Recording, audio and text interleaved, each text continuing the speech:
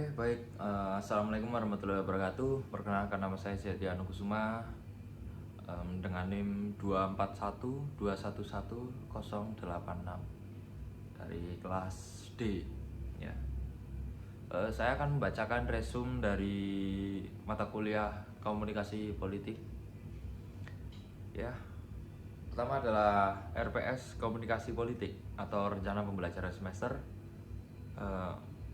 Merupakan paduan akademik untuk mata kuliah komunikasi politik pada program studi komunikasi dan penyiaran Islam. Memuat capaian pembelajaran lulusan atau CPL agar mahasiswa mampu menguasai konsep dan teori komunikasi politik secara kritis.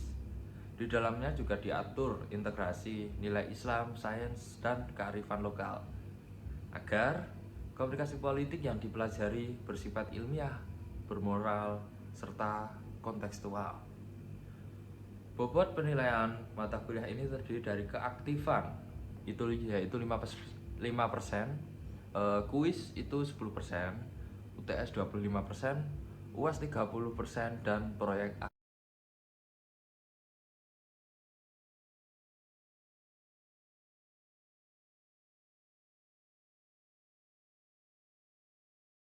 akhir 30%. Pada materi pertemuan pertama adalah konsep dan definisi komunikasi politik. Komunikasi politik adalah bidang gabungan dari dua disiplin ilmu besar, yaitu ilmu komunikasi dan ilmu politik. Perspektif mengajarkan kecenderungan berbeda tergantung latar belakang dosen, atau fokus pada aktivitas praktis atau pemilu versus fokus pada komunikasi massa atau propaganda. Hubungan dan analogi. Lucian P. dan Galnur menyatakan bahwa tanpa komunikasi tidak akan ada politik.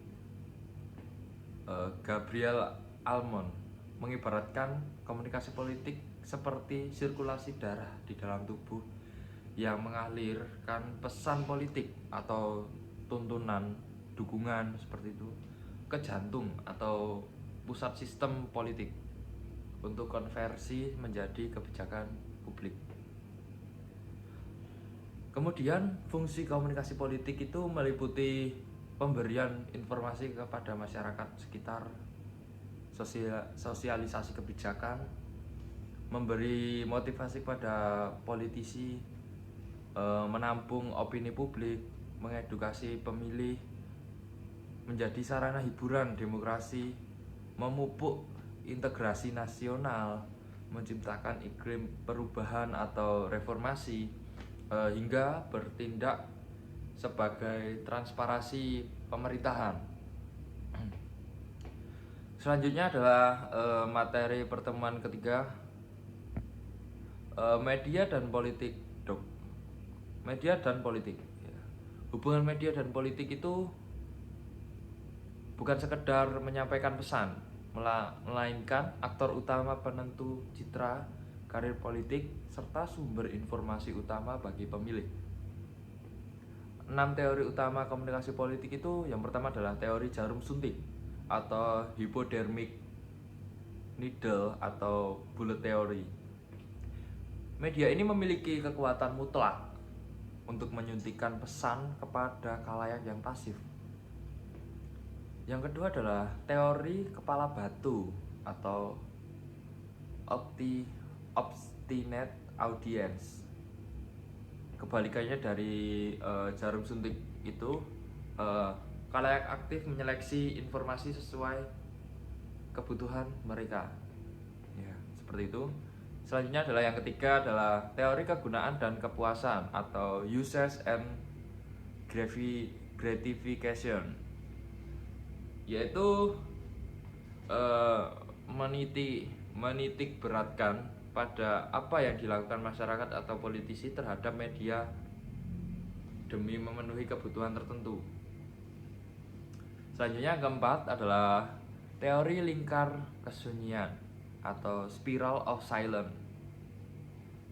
Media ini cenderung menyuarakan opini mayoritas atau membuat kelompok minoritas diam karena takut terisolasi ya. Yang kelima adalah teori penanaman atau cultivation theory.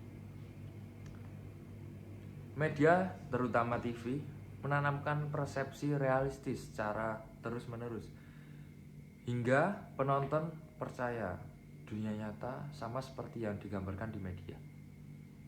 Yang keenam adalah teori agenda setting. Media ini sangat sukses mengarahkan audiens mengenai isu apa yang dianggap penting atau agenda media Rectero, agenda publik, Rectero, agenda kebijakan. Aspek hukum menjelaskan batasan hukum ini bagi kebebasan pers seperti pasal pencemaran nama baik, berita bohong, dan ancaman. Pasal karet dalam UU ITE pasal 27 dan 28, pers wajib berpegang pada kode etik jurnalistik. Yang pertemuan keempat adalah pendapatan umum dan polling. Pendapat umum atau opini publik adalah pandangan, sikap, atau persepsi masyarakat terhadap suatu masalah dan kebijakan yang menyangkut kepentingan bersama. Dampak politiknya adalah dukungan masyarakat sangat krusial bagi legitimasi kekuasaan. Pimpinan dunia seperti Lyndon B. Johnson, Richard Nixon, Ferdinand Marcos bisa jatuh akibat kehilangan dukungan atau mendapatkan tekanan publik.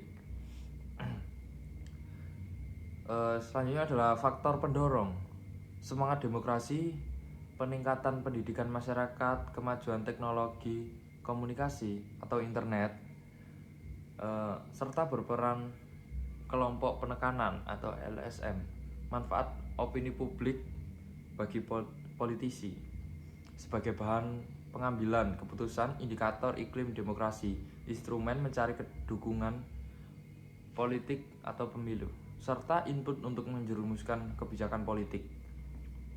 Dokumen ini juga menyinggung pentingnya metode ilmiah seperti survei dan Vicon dalam pengukuran suara publik. Selanjutnya adalah pertemuan yang kelima adalah partai politik dan pemilu. Partai sebagai komunikator adalah partai politik memegang posisi sentral sebagai lembaga yang mengolah aspirasi rakyat menjadi kebijakan publik. Tanpa partai, komunikasi antara rakyat dan pemerintahan bisa terputus. Persyaratan di Indonesia berdasarkan Undang-Undang Parpol harus didirikan minimal oleh 30 orang WNI warga negara Indonesia, memiliki kepengurusan berjenjang seperti 100% provinsi, 75% kabupaten atau kota, 50% kecamatan, serta memenuhi keterwakilan perempuan minimal 30%. Selanjutnya, fungsi utama parpol. Satu, sosial politik, menanamkan nilai dan norma politik kepada generasi baru. Yang kedua adalah rekrutmen politik atau menyeleksi kader terbaik untuk jabatan politik, DPRD, seperti DPRD, presiden, dan lain-lain. Yang ketiga adalah artikulasi dan agregasi kepentingan, seperti menyuarakan dan menyatukan berbagai kebutuhan masyarakat menjadi program partai. Yang keempat adalah pengaturan konflik, menjadi penegak benturan kepentingan lewat musyawarah dan parlemen. Fenomena pemilu itu membahas tentang peran kader pentingnya menjangkau floating mass atau masa pengembangan, masalah golput sebagai pesan bisu, serta patologi politik berupa money politis atau politik uang. Selanjutnya analisis kasus dan tugas kelompok mahasiswa. Analisis Partai Demokrat di era digital. Di kelompok 2 ini menganalisis profil partai yang berasas nasionalis, regalis, dan kental dengan figur sentral SBY. Hasil analisis menunjukkan adanya masalah ketergantungan figur atau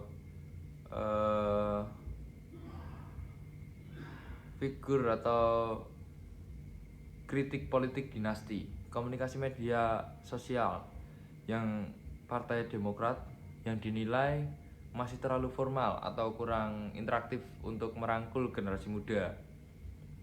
Posisi ideologi yang kadang-kadang abu-abu serta kecenderungan menjadi romantisme masa lalu. Analisis Partai Solidaritas Indonesia atau PSI di kelompok 6, makalah mengenai dinamika PSI sebagai salah satu partai baru pasca reformasi yang mencoba menarik perhatian publik dengan strategi komunikasi politik yang berbeda untuk menyalurkan aspirasi warga atau masyarakat.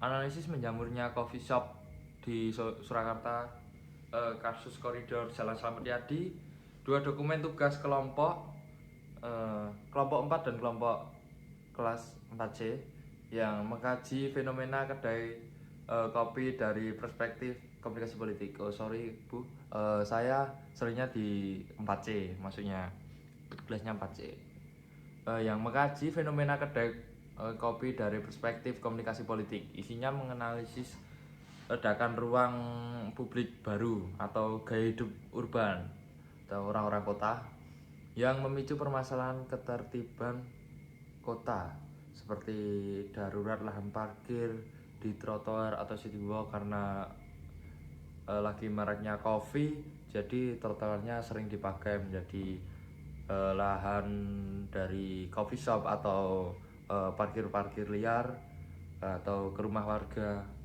yang mungkin mengganggu pemukiman karena trotoar yang seharusnya menjadi jalan umum atau jalan untuk masyarakat pejalan kaki, untuk difabel, malah digunakan untuk hal yang merugikan masyarakat umum. Sama halnya seperti di Slamet Riyadi ada fenomena trotoar dipakai untuk nongkrong atau membuka lahan kedai kopi yang seharusnya itu sangat melanggar ketentuan, karena dibalik lagi karena trotoar yang seharusnya dipakai untuk umum malah dipakai seperti itu ya. Dalam dokumen ini mengevaluasi bagaimana strategi komunikasi dan respon kebijakan Wali Kota Surakarta, yaitu pada Bapak Respati Ardi selaku Wali Kota Surakarta dalam menggandeng para pengusaha kedai kopi untuk untuk mematuhi aturan zonasi dan pemanfaatan lahan nganggur, lahan yang kosong agar tetap ramah untuk bisa dilewati pejalan kaki. Ya mungkin dari Bapak Respati jam 9 ke atas bisa, jam 9 ke atas boleh, tapi mohon untuk dievaluasi lagi karena masih banyak yang coffee shop yang masih nekat untuk berjualan di trotoar, dan juga maraknya tukang parkir liar di area Solo, terutama di Jalan Slamet Riyadi, dan sekarang juga masih lagi ramai di Jalan Perintis Kemerdekaan. Itu juga sekarang hampir mirip hampir mirip seperti Jalan Samriati karena lagi maraknya coffee shop. Jadi mohon untuk Bapak Respati Ardi, mohon segera diuruskan. Terima kasih. Saya Jayadi Anukusuma dari kelas D tapi sering ikutnya di kelas C. Wassalamualaikum warahmatullahi wabarakatuh.